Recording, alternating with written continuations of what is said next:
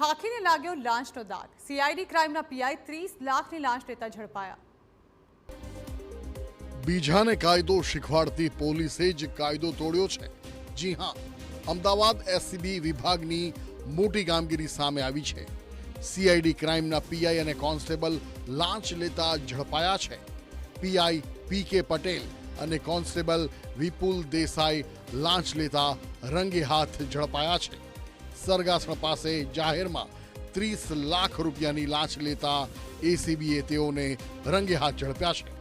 આ કામના આરોપી પોલીસ ઇન્સ્પેક્ટર પીકે પટેલ કે જે સીઆઈડી ક્રાઇમ સીઆઈ સેલમાં નોકરી કરે છે, તેઓએ પહેલાં મોટી રકમની માંગણી કરેલી, જે ચોક્કસ થઈ શકતું નથી, પરંતુ ત્યારબાદ તેઓ પાસેથી 30 લાખ રૂપિયાની લાંચ લેવાનું નક્કી કરેલું।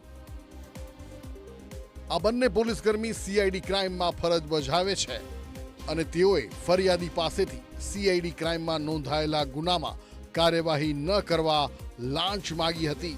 જો કે હવે આ લાંચ ભારે પડી છે।